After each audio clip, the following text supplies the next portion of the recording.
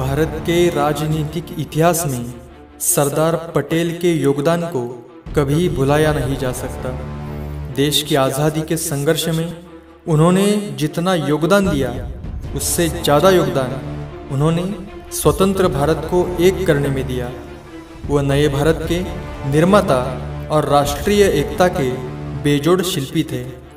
देश के विकास में सरदार वल्लभ भाई पटेल के महत्व को सदैव याद रखा जाएगा। भारतीय राष्ट्रीय आंदोलन को वैचारिक एवं क्रियात्मक रूप में एक नई दिशा देने के कारण सरदार पटेल ने राजनीतिक इतिहास में एक गौरवपूर्ण स्थान प्राप्त किया। उनके कठोर व्यक्तित्व में संगठन कुशलता, राजनीतिक सत्ता तथा राष्ट्रीय एकता के प्रति अटूट निष्ठा थी। जिस अदम्य उत्साह, असीम शक्ति से उन्होंने नवजात गणराज्य की प्रारंभिक कठिनाइयों को समाधान किया, उसके कारण विश्व के राजनीतिक मानचित्र में उन्होंने बड़ा स्थान बना लिया। भारत की स्वतंत्रता संग्राम में उनका महत्वपूर्ण योगदान था। सरदार पटेल को भारत का लौह पुरुष कहा जाता है।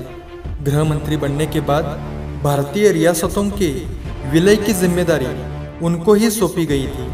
उन्होंने अपने दायित्वों का निर्वहन करते हुए 600 छोटी बड़ी रियासतों का भारत में विलय कराया।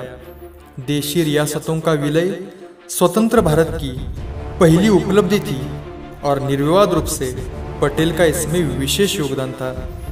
नीतिगत दृढ़ता के लिए राष्ट्रपिता महात्मा गांधी ने उन्हें सरदार और लौह पुरुष की उपाधि दी थी।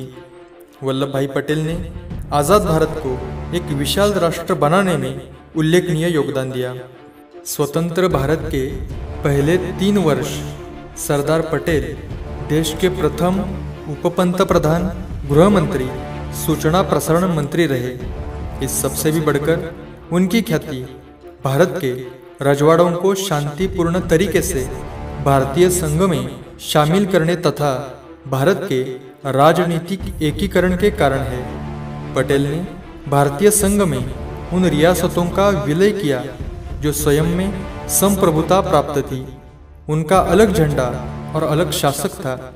सरदार पटेल ने आज़ादी के पूर्व ही पीवी मेनन के साथ मिलकर कई देशी राज्यों को भारत में मिलाने के लिए कार्य आरंभ कर दिया था। पटेल और मेनन ने देशी राजाओं को बहुत समझाया कि उन्हें स्वायत्तता देना संभव नहीं होगा। इसके परिणाम स्वरूप 3 रियासतें हैदराबाद, कश्मीर और जूनागढ़ को छोड़कर शेष सभी राजवाड़ों ने स्वेच्छा से भारत में विलय का प्रस्ताव स्वीकार कर लिया। आज सरदार वल्लभ भाई पटेल के जन्मदिन के अवसर पर हम भारत के सभी लोग इस महान लौह पुरुष को नमन करते हैं, प्रणाम करते हैं।